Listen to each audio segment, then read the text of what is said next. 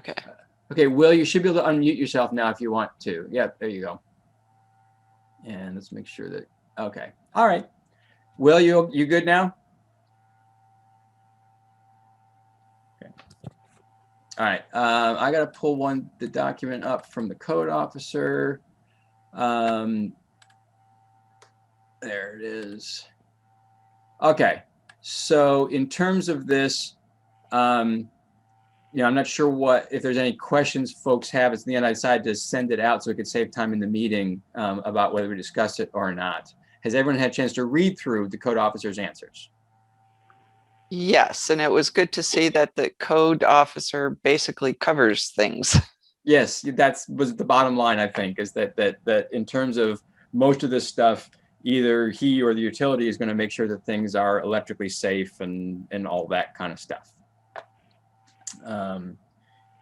And we'll get to this if and when we get to the battery section today. Will and I have been chatting about that because battery technology is changing very rapidly, and there is stuff in the code about batteries and fires and stuff like that, but the technology is changing so rapidly, the codes are definitely not keeping up. And so what we want to do about that, but that topic is to be dealt with when we get to the battery section. But it seems like in terms of the stuff we were wondering about, the code officer is in charge and the codes are applicable. And then the only other thing, so the very first answer was to the question of what about this unified solar permit? And the answer he gave me was that, yes, the unified solar permit only applies to grid-tied systems. Will and I have chatted a bit about that today, because again, looking at it directly, it's not clear that's definitely the case, but that's what he tells me. So that's all I can go on. Will, you want to add anything to that commentary? Okay, she might be frozen right now. Yeah, she looks frozen. Caroline needs better internet. I agree. Can we lobby our town board members for that? Yeah, maybe we should. Okay. Shoot. Yeah, I know she was thinking she has a friend she sometimes goes to, but of course in COVID times, that's always a little dicey. Will's back. Will, can you hear us?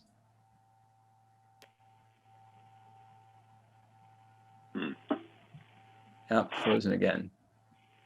All right.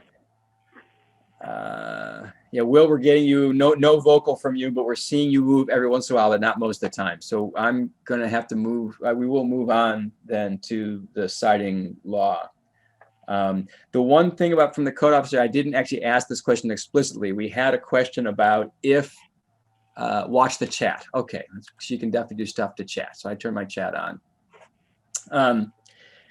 We had this question about if something is not grid tied and later becomes grid tied, sort of what happens. And I forgot to ask that explicit question from the rest of his answers. I think that it must mean the code officer gets involved, and the utilities certainly would be involved to make sure that it is, safe for that to be connected. In terms of other impacts, we base that on area. So whether something is grid tied or not grid tied, it's going to get covered. Either if it disturbs more than an acre, it's covered by regular site plan review. If it covers 2.5, up to 2.5, it's us, and then if it's over 2.5, it's this law as well. So it may be that we can modify that particular clause. I'll look at the wording, or anyone welcome to look at that wording, and we may just be able to delete that in the end. But what I would like to look at is starting where we left off, which is section 6. So I'm going to let me just pull my browser up and I'll share the screen of that. Let's scroll down to section. Well, I'll go, yeah. All right, that's close at least.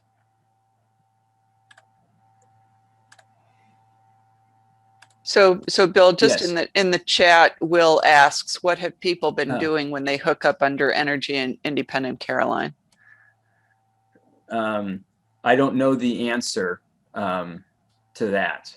Does anybody? I mean, I think what you mean by under Energy Independent Caroline, do you mean when they used the program and got their stuff through the Solar Tompkins? And Jonathan can certainly speak to that, I'm sure. No, I don't know a whole lot about it.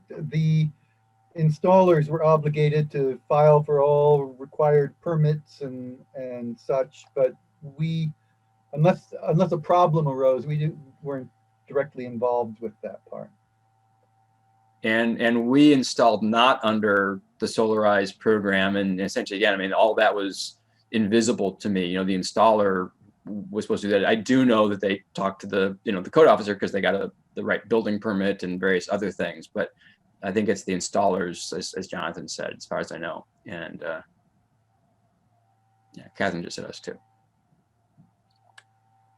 All By right. the way, Bill, because I'm not a co-host, I'm also not able to participate in the chat. If Oh, things well, ever why don't we go- change that then? Let's change that. All right. Okay, so you are now a co-host, so you should be able to see and Yes. participate in the chat. Not that I have anything to say, but Okay. Well. Okay, so I'm gonna show the law again. So everyone should hopefully now see the Google Doc. Okay, so we left off here, and so what I was saying is, yeah, we should, I think, you know, maybe we can decide right now. So right now we say a standalone that is being converted, you know, has to, and I just don't know if this is necessary. What do people think? Is this clause now necessary given the code officer and utility involvement?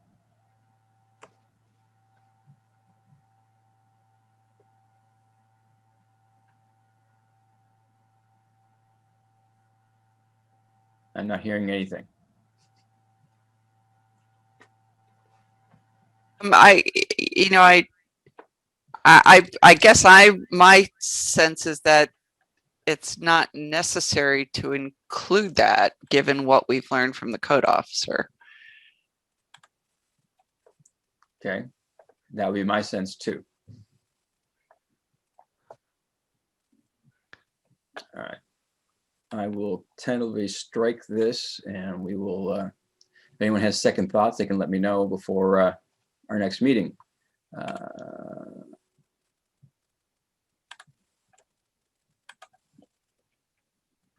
Okay, so in terms of small energy facilities, so basically, right, they've got to use a unified solar permit. Actually, we want them to use a unified solar permit. This is both easier on the, you know, typically a residential system, so it's easier on them and easier on their review board. They don't need to review every single system that's going in.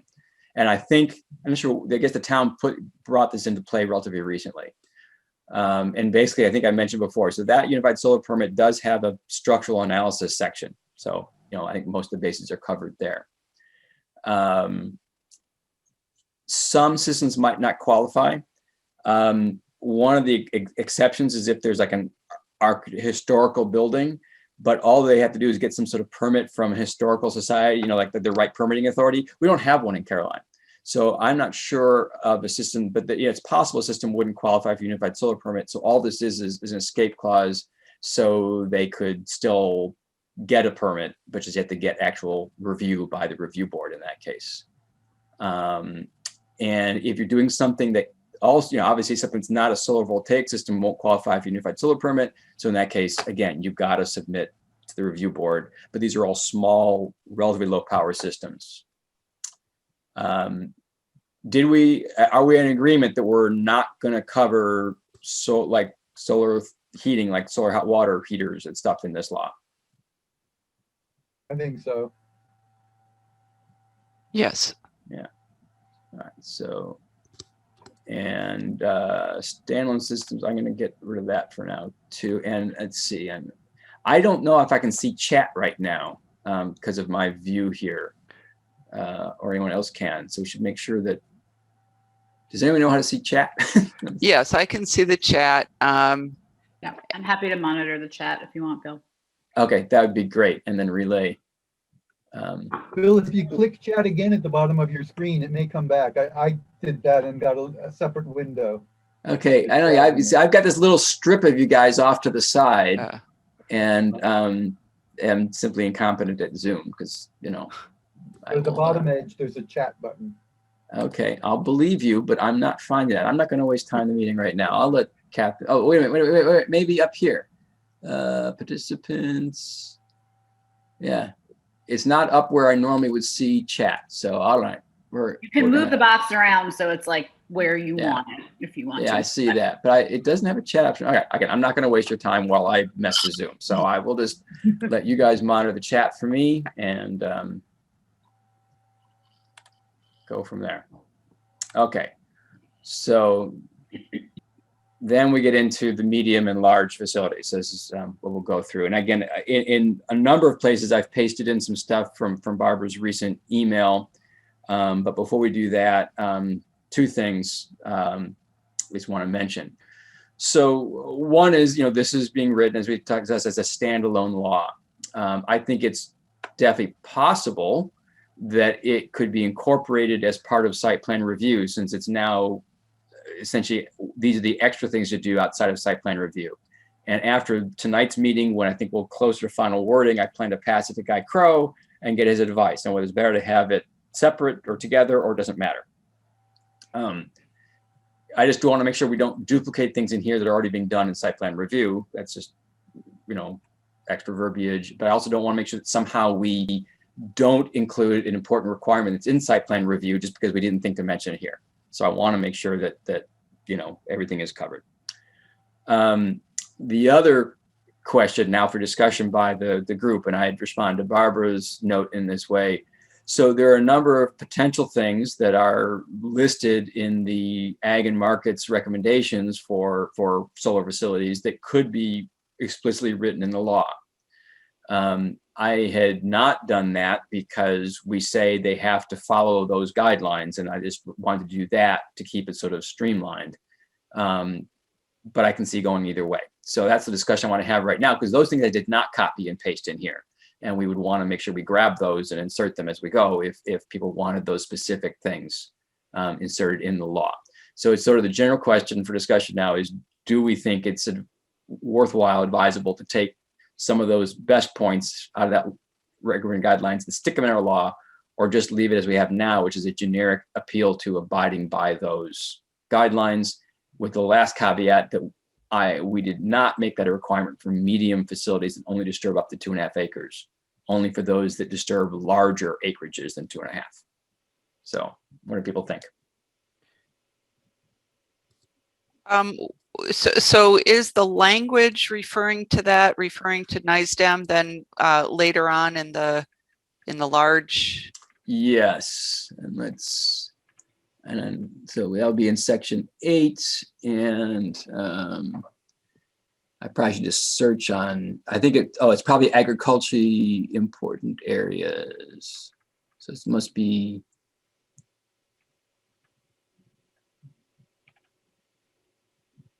There, probably design requirements.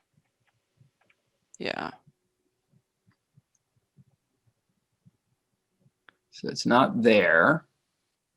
Where is it? I know it's in here somewhere, so maybe I should just search on. It's probably under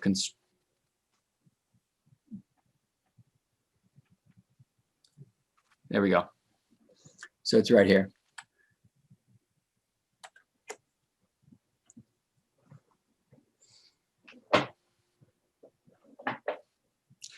And this is, it's Department of Ag and Markets. That's why this is a typo here. I'm gonna change that. I think it's. Oh yeah, right. Yeah, it's NISDAM. Yeah, Yep. NYSDAM. Yeah, and that falls under. I just want to look construction requirements. Okay. Yeah, I guess that's fine with me. Yes, some of the stuff there was one item from the NISDAM guidelines was my point number 4 that was seemed to me be more restoration requirements rather than construction or operation requirements. So I guess that's the one that we should take a close look at to see if because what we have now, the current section that you're on, I think is 8.6 is the construction requirements for large Right. scale.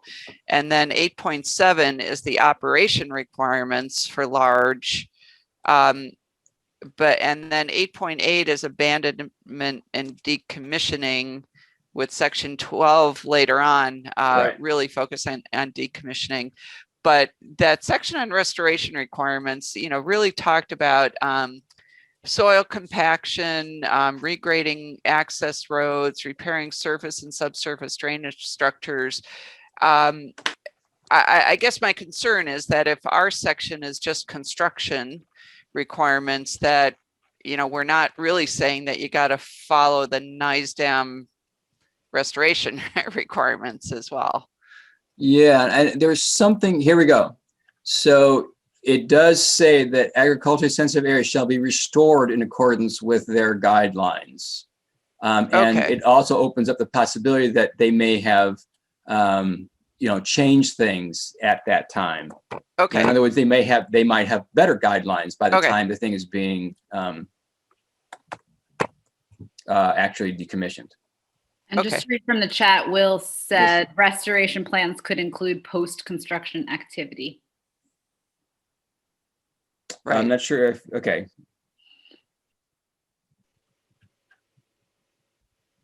Right. So restoration doesn't only occur at decommissioning. Restoration occurs for all the stuff that you've done to mess up while construction. Right. But yeah. So that would be, we could add something in post-construction. I think there's an operations section, right? I think it's Yes. 8 point something. Yes. So that could be added there under operation.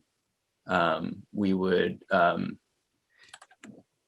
Yeah. Post-construction NISDAM guidelines for agricultural mitigation should be followed as well. Something like that. Yeah. yeah.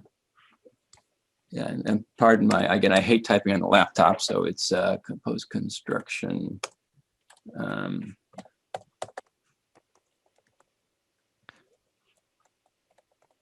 Okay, so we'll add that into our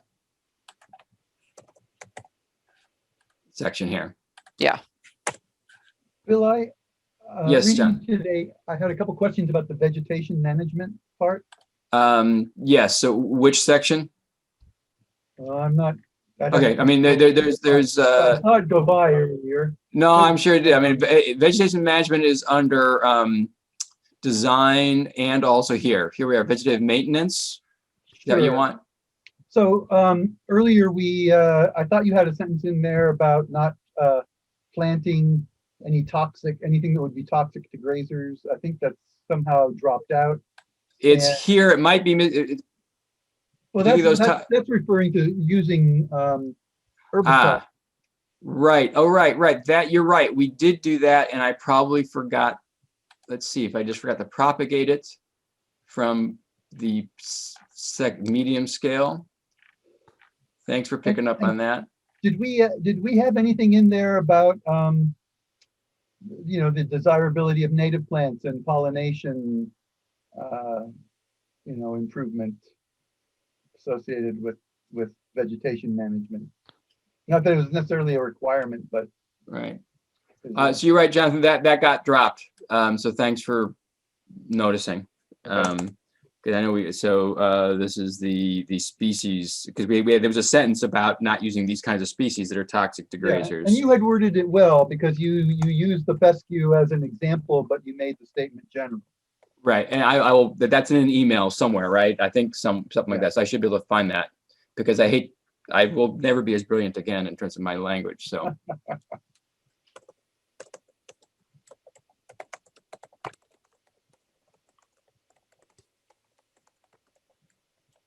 Okay, so then you were asking about something different now, though. Yeah, just I don't know if maybe I'm misremembering this part, but did we have something in here about if you're revegetating or replanting, that another thing besides being favorable to grazing would be pollination, using native perennials that are good pollination. That's under section 8.5 Is it? G, agriculturally important areas. I thought I looked for it. Let's see, it must be 5G.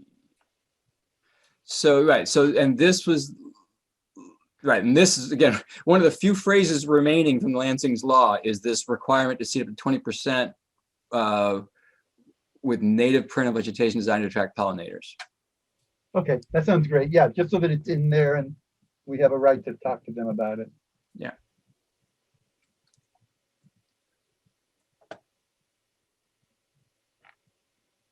Okay, so going back to where we were, which was the medium ones.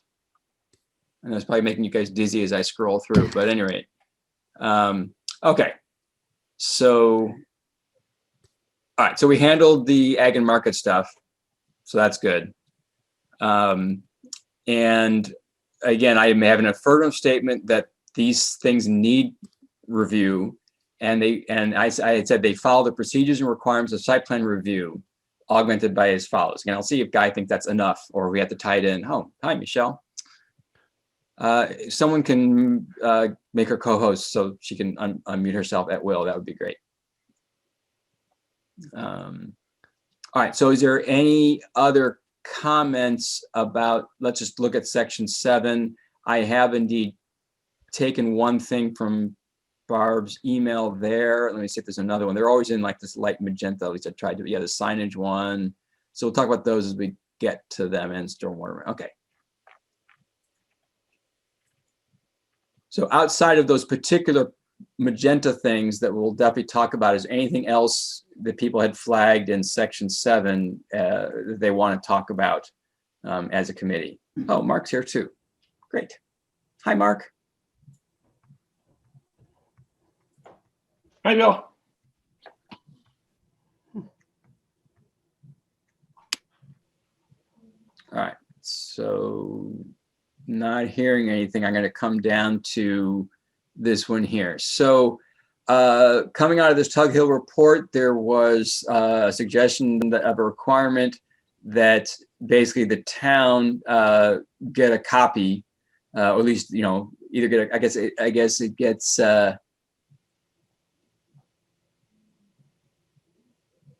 right, basically that the town needs to know that there is an agreement. Is that you took this, Barb, or does it mean they have to get a copy of the actual agreement? I took it as they had to get a copy of the agreement. Okay. And, you know, so I'm agnostic either way on this one. I just want to know what people think. I mean, I'm wondering, and Bob, could you tell from reading that document if the thought was that that would, in some sense, that the town, either just by their interest or actively, could help make sure that people weren't getting a raw deal? Or is Yeah, there some other reason why that? No, that was my impression. It's just trying to, you know, help look after the interests of the citizens, of the residents. But you know, again, this was from the Tug Hill report, and my sense there is that their governance infrastructure is probably bigger than the town of Caroline. So I don't know the capacity of the town of Caroline to, you know, actually care about these things and, you know, and actively understand and keep a record of all of these things, that sort of stuff. Good point. But I you know, it seems in principle, it seems like it has value in looking after the rights of citizens who sometimes by major corporations are trod upon. On the other hand, I could see some citizens saying, I don't want the town of Caroline putting its nose in the financial arrangements that I'm personally making. So I'm, you know, I wanted to bring that to people's attention because I think there is some merit in it, but I don't know how that would be received by the public or what capacity the town has. Great. And I'm taking all these things you brought up as suggestions that were interesting, but not necessarily things you were advocating for one way or the other. Right? So Correct. You know, so anyway, so yeah, any other thoughts on this particular idea? Jonathan, I think you were starting to speak a while ago. Maybe not. Yeah, no, I was. I think you would want them to submit it so that you can evaluate it at the time of site plan review, not necessarily because you're keeping an encyclopedic record of all these letters, but seems like you would want it to be part of, you know, if there was something obvious that you could then address it. And people Val, what, are you, what, can write things and they Go may ahead. not be careful about what they're saying. You know, give away a lot more than they intended to. Or something. Val, any thoughts from you? No, I'm sorry. I'm just going back and forth to this in the Google Docs version that I have. So This is the Google Doc, so it should be, you know, if Google did its thing, this should be, but I literally put this in at 5:15, so the purple when it went in, because I forgot that I had to do it this morning. So let me, you know, this is only half devil's advocate. This is really partly how I feel. I worry though, if this is in there, does it, and I think Will might have her hand up, so I don't know if there's something in the chat there, but whether in some sense the townsperson, if they wind up with a bad deal, might blame the town. That is, you know, you said you were going to look at these things and you didn't give me good advice. And so does the town get in trouble in essence by putting this clause in because of an expectation that they will give it a good scrutiny, and we may or may not have the staff to do that or the expertise. So I throw that out also as a food for thought. So that issue seems like a Guy Crow question. Yes. And Will's chat says, I think ORES requires a formal agreement on record. They require landowner agreement restrictions. Second try. They require a record of what the landowner agreed to, restrictions. Okay. And Michelle, you're going to say something? Am I unmuted? Yeah. Yeah, I guess I'm not 100% sure what the town's going to do with this information. I mean, are they going to evaluate these agreements and say, hey, you guys are getting a bad deal, or just keep them on record? Or I guess I'm not sure what the purpose is. Well, I think part of the purpose, especially if this is looked at as part of the application, would be to be able to, as part of the review process, to say to a landowner, we think you're getting a raw deal, you know, or we think something's missing from this agreement. You know, I don't know that this is saying that the type of agreement would be a reason for the review board to reject it. But it's, you know, in theory, an additional level of protection for the landowner. Mm.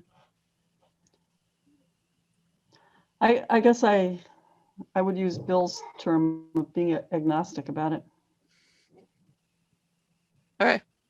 I mean, And Mark, as long as you're, go ahead. Was that Jonathan trying to say something? You know, isn't it necessary just to make sure that the, you know, the company's telling the truth, that they can say, oh yeah, we're going to do these easements and we've got permission from everybody, and they don't have it at all. They can't produce a document. They're, you know, they had a conversation with the guy, and the guy said, yeah, you can do it. And, you know, we don't know that they really have the kind of formal. I think it's more in my mind, it's more for that, to make sure that they're fulfilling the requirements, than it is for us to jump in and tell them whether it's a good deal or a bad deal. That makes And I sense could to me. imagine saying, Yeah. you realize what you've written here, but And Mark put in the chat, this seems like a good measure to assure that appropriate agreements are in place regardless of the terms. And Will said for TAT Tower, there was a landowner agreement about the height as it related to lighting equipment. So AT&T, a landowner agreement about the height. Right. That seems like a good idea. Yeah, in the tower thing, it was an agreement to limit the height because the landowner did not want lighting on it. If it went above a certain height, it had to have lights as per FAA regulations. So I think they had an agreement, a written agreement as to the height.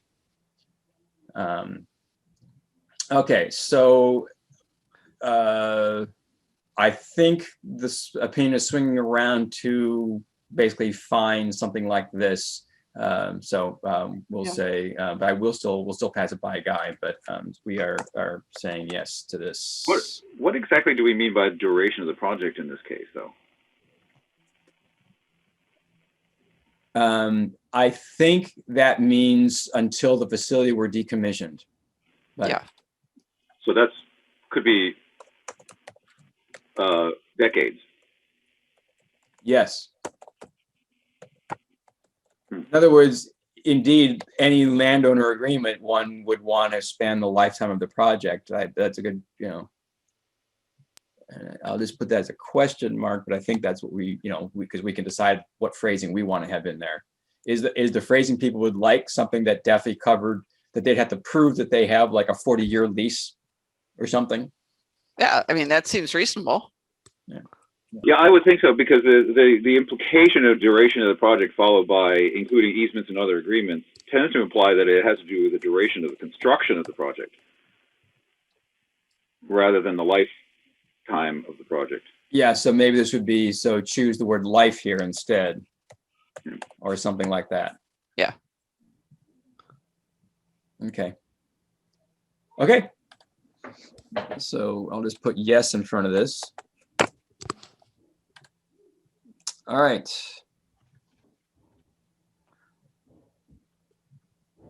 All right, so also in that stuff was a point on signage. So what we had, and it is a little bit buried because it's under fencing. So what we have on signage is if it's fenced, because if there's no fence, I don't know, I guess I was thinking there was no place to put signs. I guess they could put them on the panels. But warning signs with the owner's name, emergency contact info must be placed wherever you get to go in or out. As I think I wrote, I think the actual ORI's regs for these huge things basically say like on all sides or something. And I actually thought we probably wouldn't want signs everywhere because they are going to show up more than the fence, but that's a point of discussion. And then of course you have to be able to get in, personnel have to be able, emergency personnel have to be able to get in through a lockbox or something. So that's all it said about signs. There was more in the Tug Hill report about it. And so I guess the question is, would people want to adapt or add some of this stuff into that simple sentence that I had written? Yeah, I actually like the detail on the Tug Hill report on this one, on this particular item. I certainly love the not used for advertising of the Yeah. Hill. Yeah. Anybody else?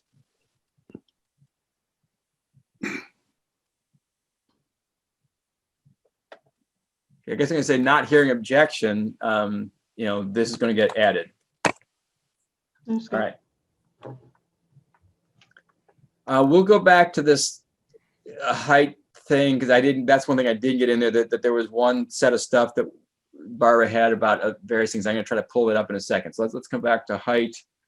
All right, stormwater management.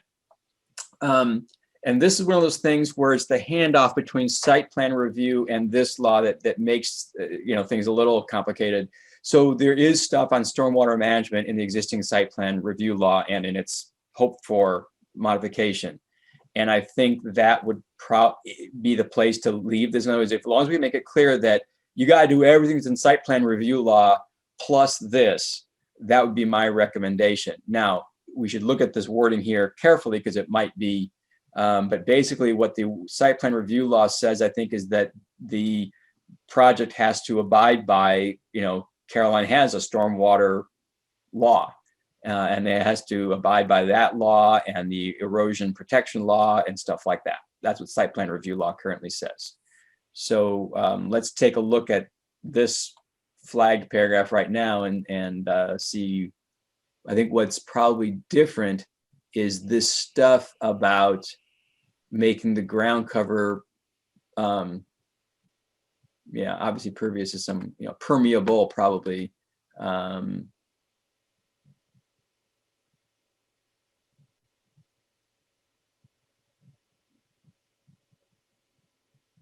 All right, reading it myself now, I would say, okay, this looks different than simply a generic statement of you got to abide by stormwater management laws, which probably tend to be how you handle, runoff on and near a construction site. And this is more design of the facility. I'm tempted to put something like this in, but what do other people think?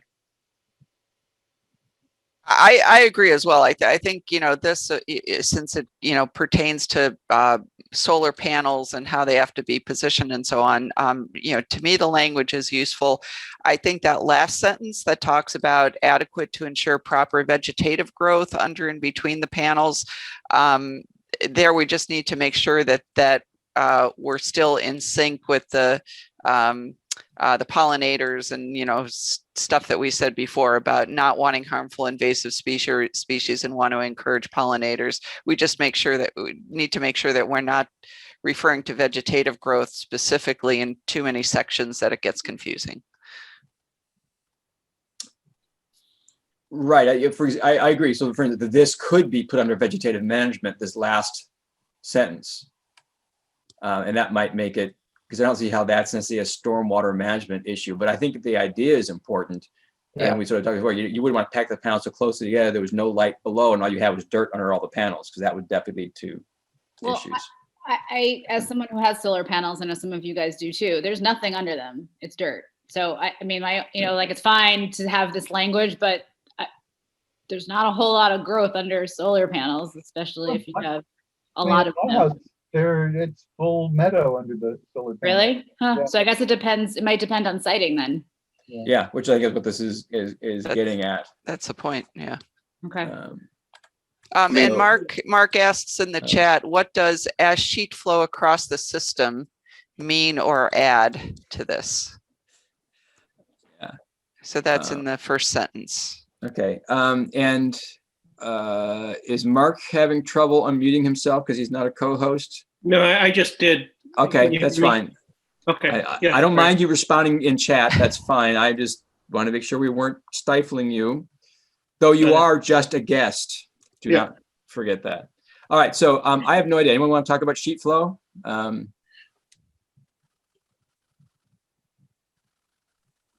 There must be a reason they wrote it that way in the Tug Hill report, but it's one of those things where, yeah, I don't know.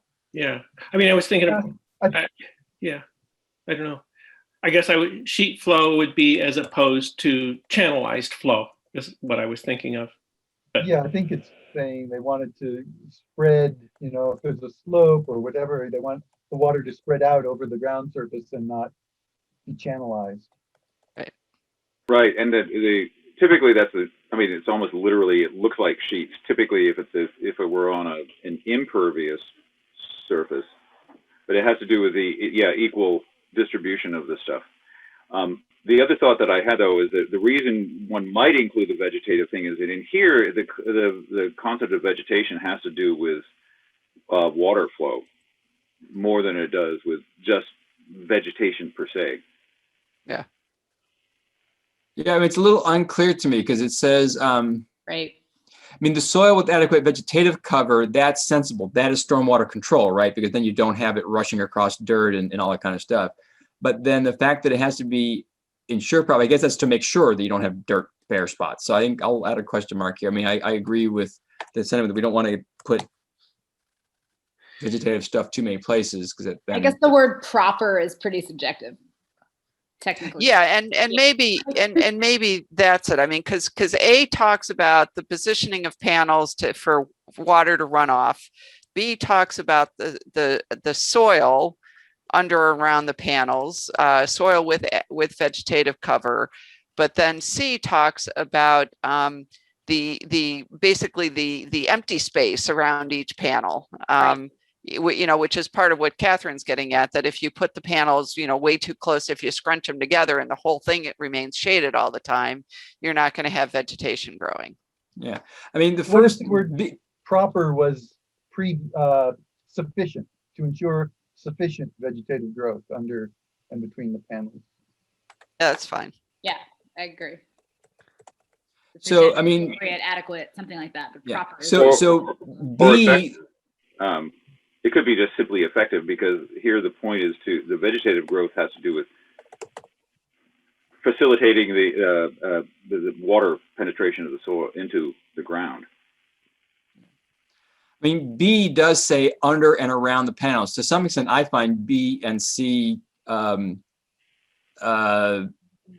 overlapping, right? Yeah, It says yeah. soil with vegetative cover adequate vegetative cover under and around the panels, and then the area around must be, because you don't have B if you don't have C.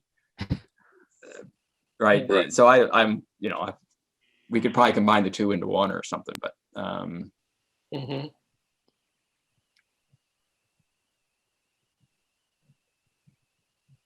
Yeah, I don't object to that. That's fine. all right, okay. All right, will I have a chance to look at this? Oh, probably. All right, I'll see if I can come up with something that makes sense. I mean, this does make sense, and we may just leave it with these changes of sufficient or whatever. But again, wordsmithing with 5 or 6 people is really hard. So I'll see. I'll take one more crack at it with all that feedback, and then we'll see where we get to. And all these things, which I probably put down below already, but if I forgot, they will propagate. They'll be in both the medium and the large systems. Okay. So that's it, I think, except for things that probably showed up in here. So we're going to be moving on to the large solar energy facilities section. I can't remember if you would.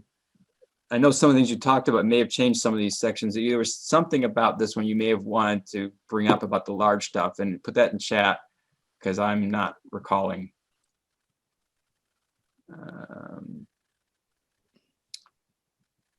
So basically, obviously, the large stuff, we are adding more concerns because of the greater area impacted.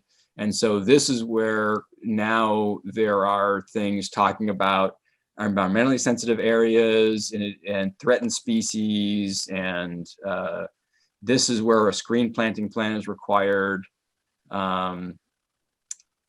So, and this is the same language we had before. So that's that. So again, so this is longer, this set of requirements here for what the preliminary site plan review has to cover.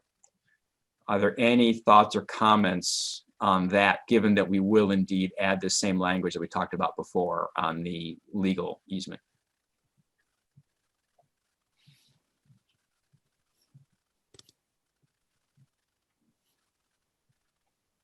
Okay. I guess my only question is what is that, 9? So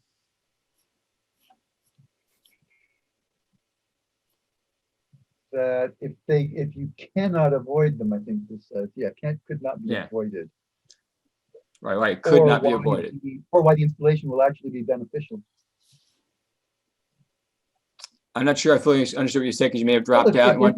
If they could make a coherent and convincing argument that a certain grassland species of bird was going to thrive more effectively in the solar farm, then they wouldn't necessarily need to avoid it for the sake of that bird. Okay, I hear you saying. Biologically, I don't know if that's possible because by definition, these grassland birds like wide open spaces, and you're not gonna have that with the panel. But if it were true, and it might be for certain things, like I'm not a biologist by any means, I would think that they could argue that, and that would be okay. Okay. But I don't know. I would too. They probably could. Yeah. It couldn't be avoided because that would have been worse for the birds. So something like that. Yeah. But if people think we could soften this wording or add a phrase saying why it's actually better to do it that way, or do people want to modify this phrasing in some way like that? It'd be like why constructing that area is either actually beneficial or could not be. I don't know how to word it, but that's the question. Do you want to put the extra sentiment in there? I guess I don't have a strong feeling about that one. I mean, No, we're came to mind when I was reading it.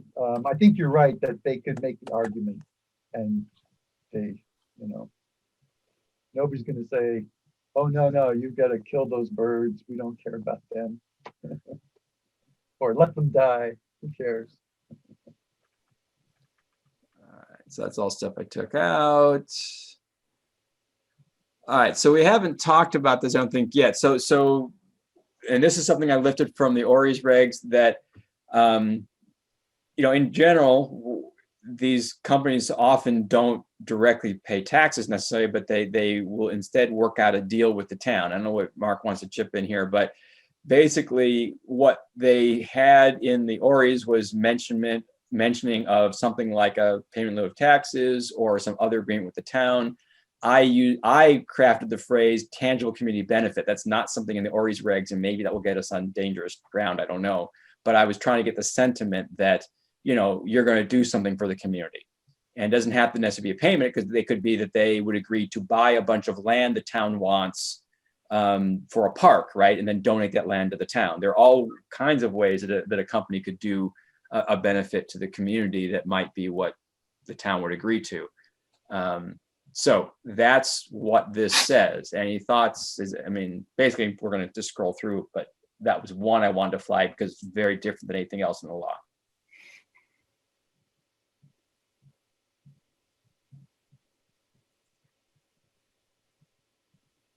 All right, I'm going to move on then. So again, we'll get eventually to Barb's document that has some other thoughts on setbacks and stuff. This is what I've hold on a minute, Bill. Will has a comment about Okay. 8.2. Okay. And she says preliminary plan review and final site plan review, they are not two different plans.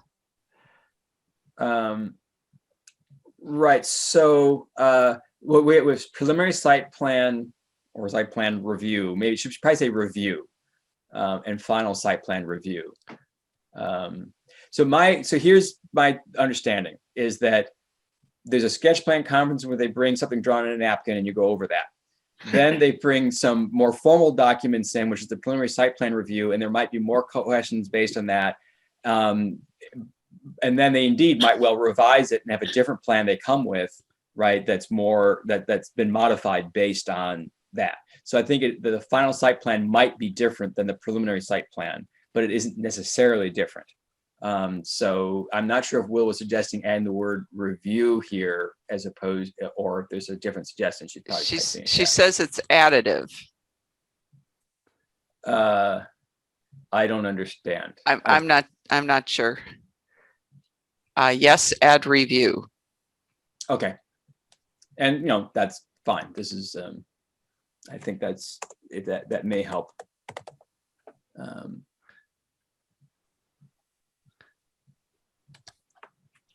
And we would do the same under medium, but yep. Okay.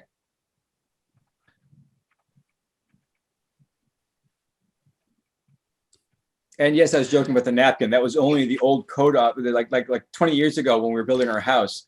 They basically said that the code officer would approve something on a napkin, but that's a long time ago, 25 years ago in Caroline's history.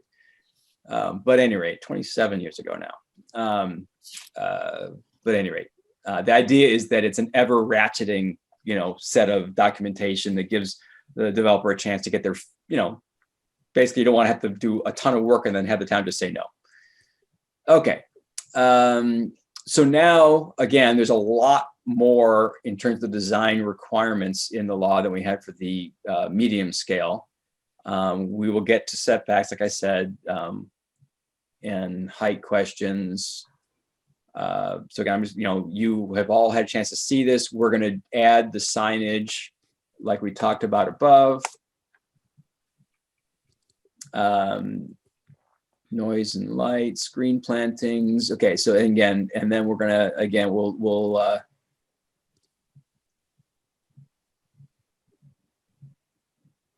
okay, so here's something. We'll talk about this magenta in a minute, but then we are indeed adding the note about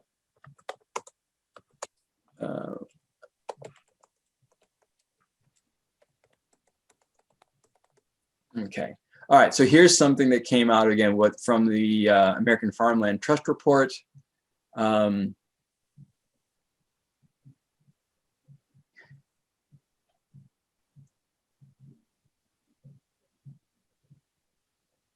right, so this is more an expansion. Okay, Michelle, go ahead.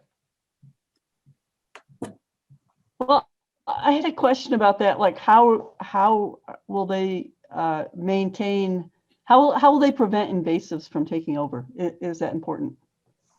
Because I just think if things, I just don't know how they can do it. And I'm just wondering if, how much you're gonna Yeah, hold them. what we've allowed is spot application of herbicides to control harmful invasives. I think the hope, and Jonathan may have, because he's talked to some people about this, may have more to contribute, but I think the hope is that the reason you want to establish a good, sturdy native ground cover is to help prevent the non-natives from getting a foothold. And sometimes a little, as you, I'm sure, are aware, a little help and work is needed on that. Originally, I had no herbicides in, and Jonathan pointed out that, well, there are times when you might need to meet the requirement of getting rid of harmful things. Well, yeah, I've gone to some workshops on that, and basically they always, given by people that maintain the wildlife garden, at Cornell, wildflower garden, and she started off with using Roundup, to the whole area before putting in that's kind of what they do. So, I mean, anyway, I'm not sure I agree with it, but I'm not totally not my field, but anyway, so to speak. But yeah, so I just get the impression, and I was going to talk to my neighbor about this a little bit because that's kind of her thing, and I haven't had a chance. But how you prevent the invasives from coming in. But anyway. I think the intent is they should take all appropriate measures to try to prevent invasives from getting established, and one of those steps is clearly early and good seeding with native, but it's not a cure-all because they can still get established. But the point is, if you are dilly-dally, then you're going to give them a chance to get established. But yes, good point. So I like this wording here. On the other hand, it feels kind of like what we've been saying various places. So even in that other magenta section that we looked at, though that was different because it was soil erosion. So I don't have a problem adding this language somewhere. I mean, I think that's the whole idea is we don't want it to be, it's better if it's covered with something, not dirt.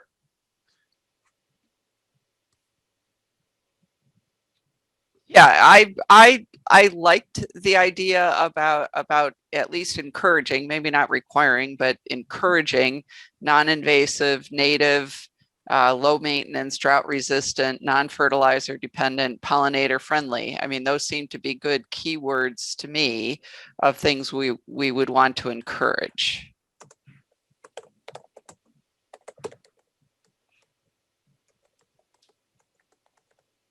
Something like we can put that if we want to, again, there's always a question of what you can actually do versus want to do. Right. And non-invasive native ground cover is quite Perhaps. restrictive. I mean, Think that's redundant? would do that. Well, I'm not worried about the redundancy, just, we wouldn't want to say that they have to have an all native. There's not a field or a farm or a, successional site in the county that doesn't have, that's all native species. Right. Well, and one, native, there are plants that were here before the European settlers got here. And then there are many things that have become widely established since that time. And I think you talked to Bob Wesley, native means stuff from before the European settlers. Yeah. Will had a comment about the in the chat about the sentence before that. This here? Yeah, particularly those toxic to grazing animals. She said confusing. Okay, so so the intent was that we wanted to encourage the use of grazing animals. So when they're controlling for harmful invasive species, we're giving them it's probably not necessary to say this, but we're giving them an extra special pass in the sense that they should definitely try to control invasive species that are harmful to grazing animals. I agree that could probably go out, but I think that Jonathan's point about the species that is used to revegetate should not be toxic to grazing animals. Can I just chime in as the veterinarian here? Yes, that please do. You're gonna want to distinguish between domesticated, utility animals like the sheep who are supposed to be there from wild deer. Like, I would just take this whole thing out, to be honest. I think, but just so you. Take this out. Man, I'm not sure it's. necessary Yeah, because I mean, I are agree. you talking about sheep or grazing animals who are used in the project? Or are you talking about like grazing animals, wild grazing animals, in which case? Yeah. I just think it's a lot. No developer is going to know what's toxic to, like, just for Yeah. whatever it's worth. Well, okay. So, and when I wrote the phrase, it was intended to be the grazing animals that were keeping it cropped low. That is the ones that were supposed to be there in the sense that they were put there by the project, not the deer that snuck in. Right. So that was the presumably intent. the developer, if they're utilizing small ruminants, should just have a maintenance plan that is Right. appropriate for small ruminants, including fencing, appropriate grazing, watering, electric fence, all the things. Right. And they will know how to do that. I think this was just also possibly saying, okay, but someone's revegetating it now and they're going to mow it for a few years, but maybe down the road, it might be nice if they shifted to sheep, but crap, we planted all this stuff that's toxic to them. So I think it can come out here in terms of the invasive species part, but I like Jonathan's caution here about the species used to revegetate should not be toxic to sheep or other grazing animals. Local mixed grass prairie grasses are fine for sheep around here. There's nothing, unless they like planted an entire field of, dock or something that's toxic, which they're not going to do. I wouldn't worry about it. Yeah, when I was talking with Louis Fox, it did seem like it was an issue in his experience at working with a couple dozen different solar farms that they had planted them with these fescue species that had endosymbionts, and they were toxic to sheep at least. Yeah, fescue would be really bad if it was all fescue. That's true. So, but he was saying that, that that's not a big problem for them because people who are selling them seeds can tell them, you can just say, I want a mix that does not have fescue that have these endosymbionts. You can have other fescues Exactly. in there. And it wouldn't be a big barrier. And in particular, I do, we all know once something's established, it's a lot harder to get rid of as opposed to not putting it there in the first place. I think that's the intent, just to make sure they don't inadvertently do something that just winds up being a pain in the butt to try to fix later. Okay, so, and then I think we will essentially have this. Remind me now, so there was some discussion, Jonathan, you said about the native, what is native here? So what do people feel about? I think with your town encourages or, other phrases like that, we're not saying everything has to be a native. We look favorably upon natives. Okay. Is okay. I think native is clear. What is a vague word is natural. Anything like natural ground cover Right. could mean anything. Okay. All right, and so similarly, I think we liked this sort of thing from before, so that's also a yes on the stormwater management stuff. Okay, other new things compared to medium is a public, so a notice. Okay, we had the public meeting ahead of time. Did we talk about that? That there's a public meeting. We talked about the pilots. All right, right. There is a requirement that there be a community meeting before a month before an application is submitted. That is a month before the preliminary site plan review, which actually, question. All right, so I wrote this when they file for preliminary site plan review. So that's after a sketch plan conference. Is that the right time for a community meeting? It might be best because they've at least gotten partway down the road, but not that far. Or should we require it before the sketch plan conference?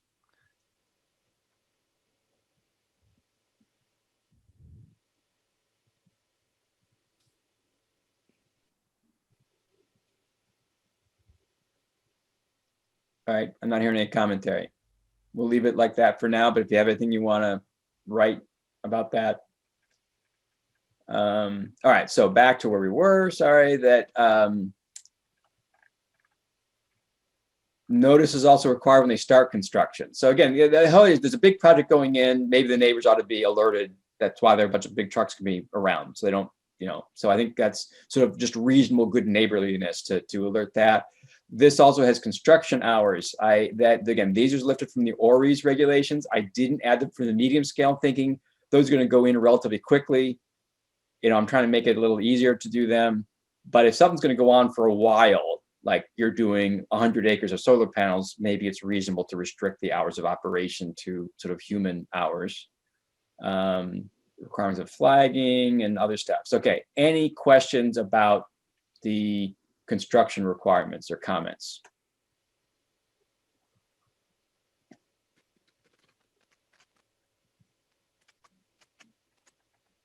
No.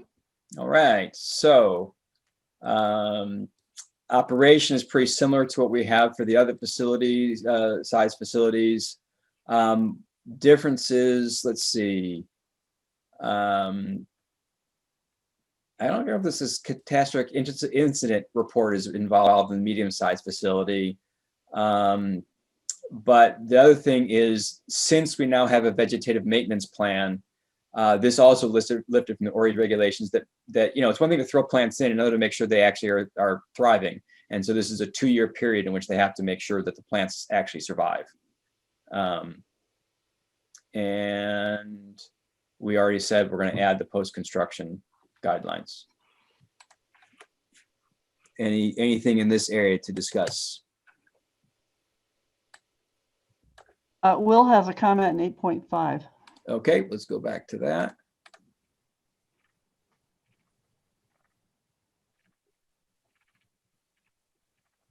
Which part? 8.5 is long. So what subsection? Something about commissioning. I had a comment in 8.5 where there's something about commissioning. Okay, let's see. That's probably near the end.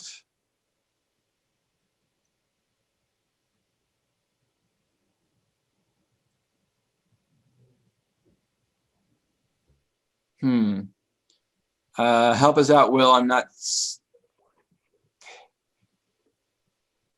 Do you want there to be maybe there's commissioning requirements? No, I'm not. Yeah, what? You're probably typing. Yes, I'll give you a minute to type.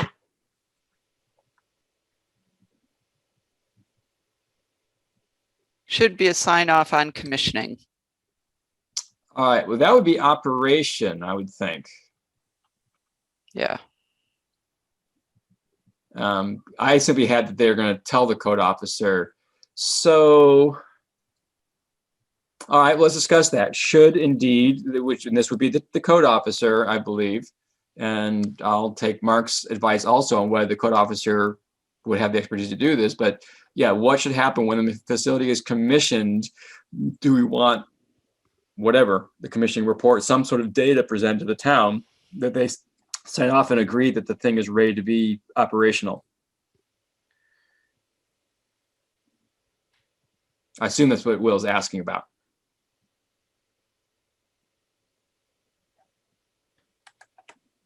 Sounds like it. Yeah, I guess the question is, would would asking the code officer to do something other than be informed that the facility is completed, does that then require more time and expertise from the code officer to do things that other units of government or NYSEG or whomever have already done?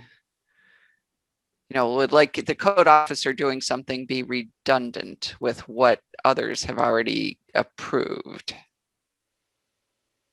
And Will may have some knowledge here from stuff she's been looking to, but in terms of when a thing is commissioned, to be honest, it's one of those, again, one of those gray or black boxes that, okay, I knew there must be something they have to do. I mean, certainly that happened with my system here. They tested it out to make sure it was ready to go, and then we went.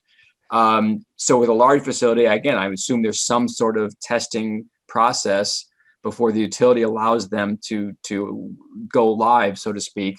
But I have no idea what it is. So does it? Will just wrote, the commissioning states that it operates as designed. Usually a professional engineer must sign off, not a code officer. Right. And so what would be the request here, that we would have that report submitted to the code officer?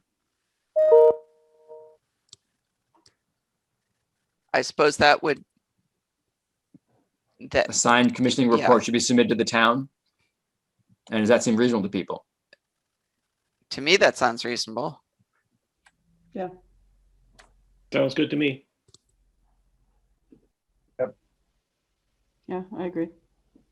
So that probably should replace 8.7A. Well, I just wonder whether all of this would have already occurred, and that a professional engineer would have essentially signed the documents that led up to the permitting and everything, which means that they've already assumed liability for it. Which means that any professional engineer would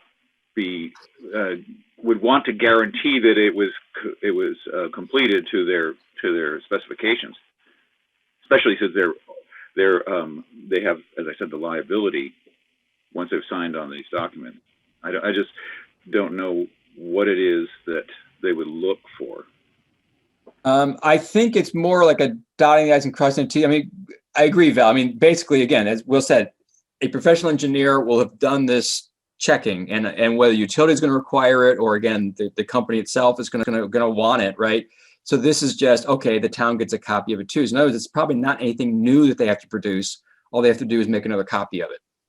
And Will says the difference is that as built can be different than design due to unforeseen issues. Right. But what happens is that typically if there is an engineer involved in this, which I assume there would be for a large facility, they're responsible for actually supervision of these things on site during the construction and everything. I mean, it's just with every kind of construction, I think that happens. And there can always be even things that happen after the sign off that can be used to change a facility without anybody really noticing it. So, Right. So it should be easy then for the engineer to sign off on the commissioning report to the town, to make a statement to the town that, yeah, I've approved everything and all the changes that have been made. And I'm giving my professional certification of it. I guess they could. I just wonder what these actual documents and everything would be. Yeah. Where they're kept, who keeps them on record, and all those sorts of things. But yeah, I mean, chance there's going to be a handful of these in the town. There's not going to be a million of them, and so the town. I mean, I'm not trying to be too facetious here. Yeah, my guess is that report will go in a file drawer and sit there. But it's again sort of a dot in the i's sort of thing. It's not hard for them to produce because they damn well ought to be having commissioning, test and documentation already. And the town's just saying, give us a copy. I agree. It's probably not going to be looked at. It's going to go in a drawer. But I guess I think, no harm, no foul. Is that kind of where we're at? Yes, I think this point is a good one. All right. Okay. Right. Okay. So now we get to some of the difficult stuff. All right. So I had this possibly harebrained idea of giving sort of an easier pass to certain facilities that located in places that we thought it would be better to put these rather than worse to put these. And that's the list here. And a long, long time ago, I sent a color-coded list, which basically was all the requirements for large-scale facilities, and then shaded here and there for things that maybe could be let go. I really struggled with that, as I think I wrote, that every time I hit something, geez, would that be nice? Or, yeah, they don't have to do that, but of course they wouldn't need to because they're on a bloody building where that's not going to be a problem. So, yeah. So honestly, I'm saying, I don't know if it's worth it or not, but I did it. So, if you guys want to talk about it or look at that set of stuff, I can pull it up again. But where are people feeling about this section, whether it's worth doing or not?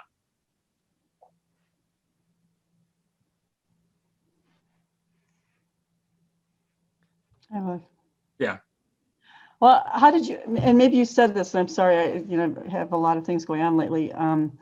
How did you come up with D and E? What were your That criteria? was from talking both with a guy at the Lab of Ornithology and also John Confer. So I went to, and just my wife and my own experience in terms of habitats, but the real experts on that, again, was a scientist at the Lab of Ornithology and John Confer, who's a retired biology professor from Ithaca College. So that's where that, and again, it needs a little more work, but the idea is, stuff that isn't what John emphasized is that every single stage of succession has certain species that prefer that stage of succession. So there is not ever a stage we say, oh, there's nobody living there, that's fine to cut down. But it's a question of what's more or less valuable. And there's no doubt that mature woods have a certain big value to certain kinds of songbirds, et cetera. And there's no doubt that they're very, open grasslands are increasingly short supply. So they're pretty, important to preserve. But these sort of intermediate succession stages are all over the place. And so are less valuable in that sense. Not that there aren't birds that live there, but they don't tend to be endangered species or anything like that, because again, there's a lot of that habitat around. So that's the scientific, quasi-scientific background to those. So let me do a little math here though and say, okay, so if we're looking at this as currently a target forest of young secondary growth is 25 to 50 years, and we're saying that that these facilities last 30 to 40 years, and so we have a 45-year-old young secondary growth that is in this category. In 5 years, it's going to be out of that category and presumably is going to be a desirable, desirable area. So I would be more enthused about doing something for brownfield and industrial sites than I would for D&E. But kind of getting back to what you said, brownfield and industrial sites already will not have to deal with a lot of the things that are included because they're not agricultural, they're not blah, blah, blah. Right. I mean, the only thing I'll say kind of that, again, the point is that there's a lot of forest 25 to 50 years old. And, again, everything's, and you go back long enough, everything around here was 200-year-old forest, right? There weren't a lot of openings. There were only beaver meadows here and there. But that was why, even though, yes, 5 years from now, it'll have grown out of that and become something different. It's not that different. It's all a gradation. So, but yes, I agree that A and B are easy. We don't have much of them in Caroline. And what the hell do they care? Because they could, the EAF will be trivial. So I am okay with ditching this, if that's the sentiment of the committee. Yeah, I'm okay with ditching it. Will says, I agree with what Barbara is saying. Well, that's not surprising. Barbara is a wise woman. All right. I mean, it makes more sense on a statewide level where they were really trying to find a use for brownfield sites. And so I think there were other incentives the state could offer for locating on a brownfield site. The town just doesn't have that much to offer. So, okay. So we are approaching 7 o'clock, and I think rather than do a lot of new stuff on a battery section, I'm going to just move towards adjournment. But let me see if there's anything that I want to say about this one. Okay. Let's spend a few minutes going through this, which is the shorter document we'll put together. And will contribute via chat. I'll do a can, but she has certainly put stuff in here. And so basically she's added the language electrochemical processes of batteries and fuel cells, and indeed fuel cells is an important one probably to include. So I'm fine with adding that to the purpose. And yeah, the other is just minor corrections. Okay, so here's what I think we can probably have about the time to talk about. The borderline between small and large battery energy storage facilities. And Will sent some stuff out, and if you haven't looked at it, you should. And I believe the 600 kilowatt hour limit is based on feedback that she got from some state level people. Will, am I right about that? You can just do a thumbs up if I'm right that it was a state regulator or a state somebody you talked to. Okay, about that. And also, Will just says, can Bill enlarge the display of the document? I can't read it even with a magnifying glass. Okay, yeah, probably. But I don't know. I mean, I can certainly, no, I don't. Sort of view probably. Yeah, has a zoom. that's, oh, actually right here, I bet this will do it. Okay, add enough? Because any bigger than that will start probably spilling off the screen. Nope, not big enough. I can go a little bigger. Now I can't. Let's see if okay, I can see. That's about as big as I can go and fit on my screen. Well, I don't know if that helps you enough. Okay, good. All right. So, so I understand the rationale for 600 kilowatt hours based on what Will wrote. I'm still kind of nervous about it because that's actually a pretty big battery bank, but it's small compared to what's going to be used on a real, it's really going to add to the grid. So again, based on my own experience, you know, we've got about maybe a 30 kilowatt hour bank here. You know, I think residential systems, that's pretty big. So anything in this like 300 kilowatt hour range is really a small commercial system. So Will can give me a thumbs up or thumbs down on that. I'm okay with it being 600 kilowatt hours. I just wonder if that's, because all we're asking for that is basically is the equivalent of a unified solar permit to be done.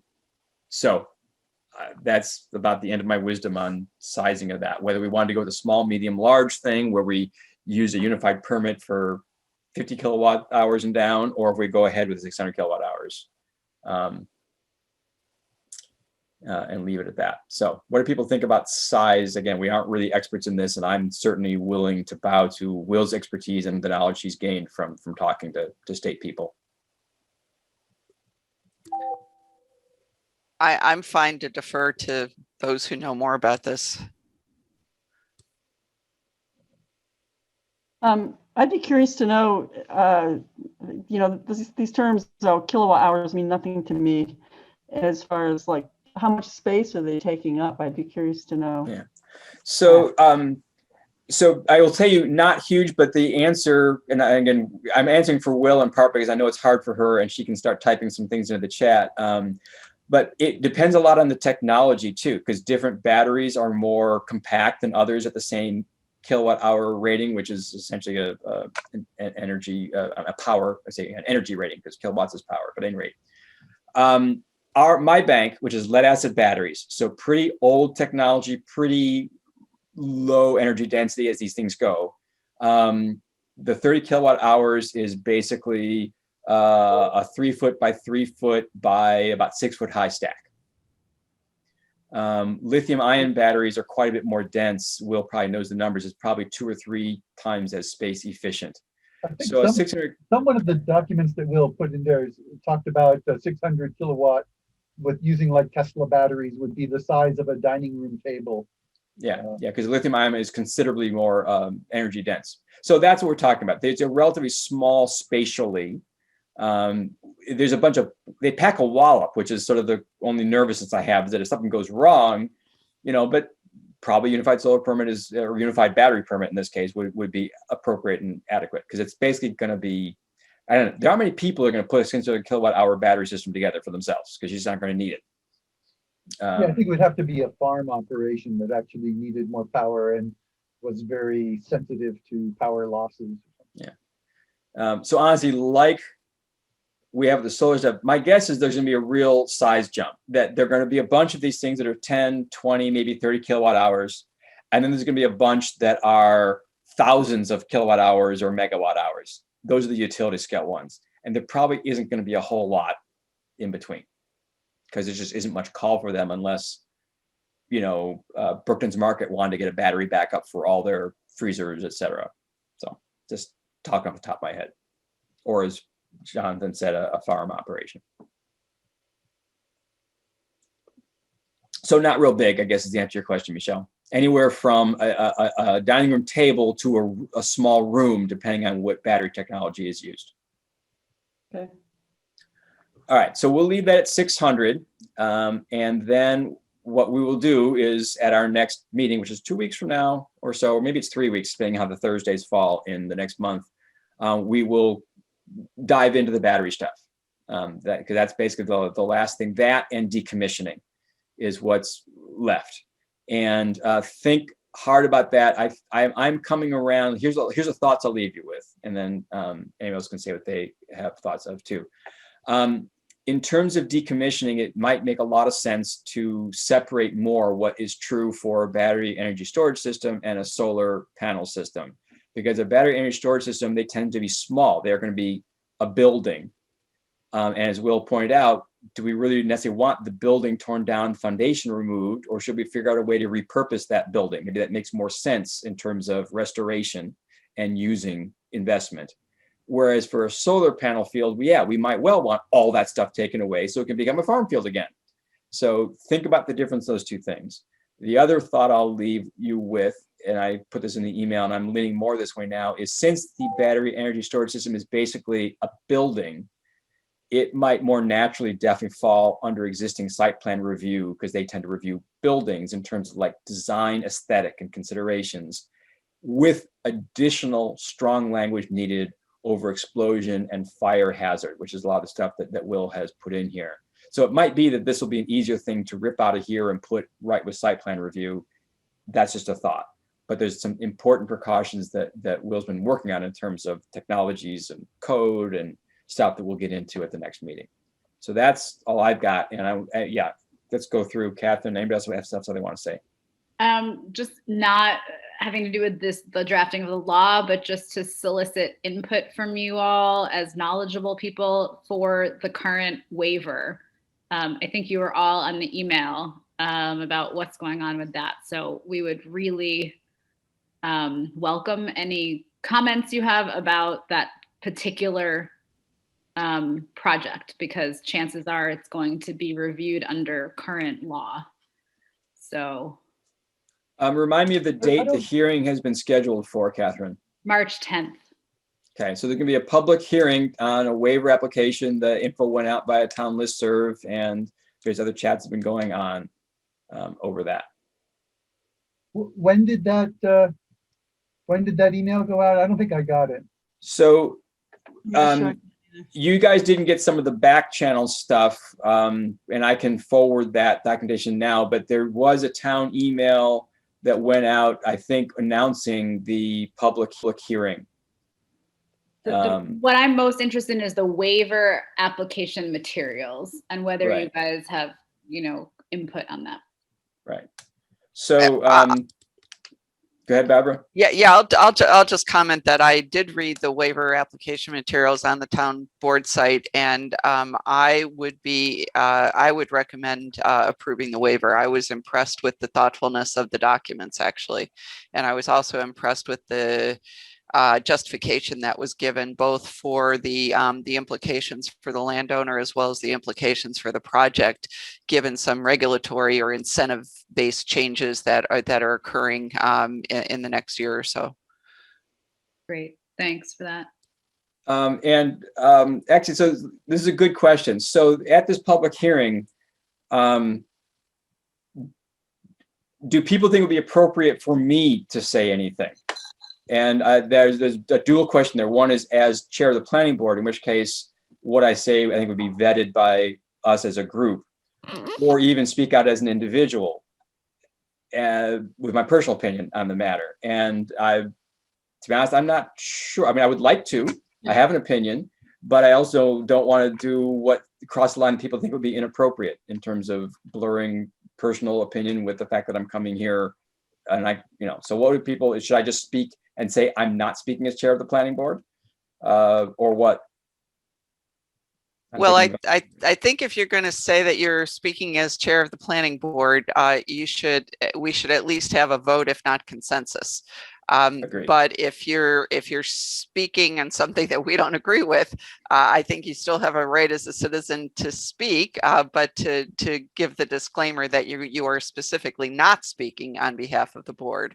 Honestly, if I can make it, I was enthused about it. I said that, and I was intending to attend that public hearing and make a brief comment, but again, in my role as an individual citizen. Yeah. Okay, well, Barbara, yeah, that's what I would try to do. I thank you.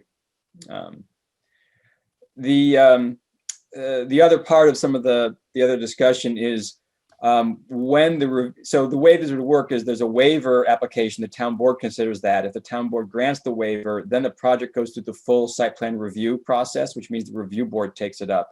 And I think one of the things that could happen at that stage also is that based on the fact that we've been looking at solar stuff, the review board at least might want to chat with us about things they should pay attention to. Again, they can, unless a new site plan review law is passed, they can only work within the confines of the law they've got. But that doesn't mean that information we have on what a good solar facility would be wouldn't be relevant. So Right. that'd be my recommendation. I agree. And just for clarification, it's waiver because of the moratorium. Yes. If anyone's unclear about that.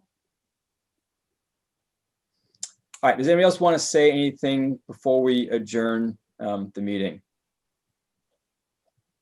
And Mark, if you're still here, hang out for just a minute after the meeting is over. I think Mark left. He's not here. Oh, Mark He left. signed off Okay. a while ago. No worries. Again, when I'm sharing screen on you, I can't see everybody. So that's a good time to slip out in case unless you happen to be one of the faces I'm seeing, But Okay. And just Will put, I Will. don't know exactly the timing on this, but Will put, I don't have concerns. I think it's good to show them what we would like to see. I think that's in reference to what we were just talking about with the moratorium waiver. Yes. Yeah. That makes sense. And you can email comments to me or anyone on the board if you have specific ones. Okay, I'm gonna have to go. Thank you, Okay, everyone. sounds great. Thank you, everyone. I think that'll be the end of our meeting. Thanks so much. Good night.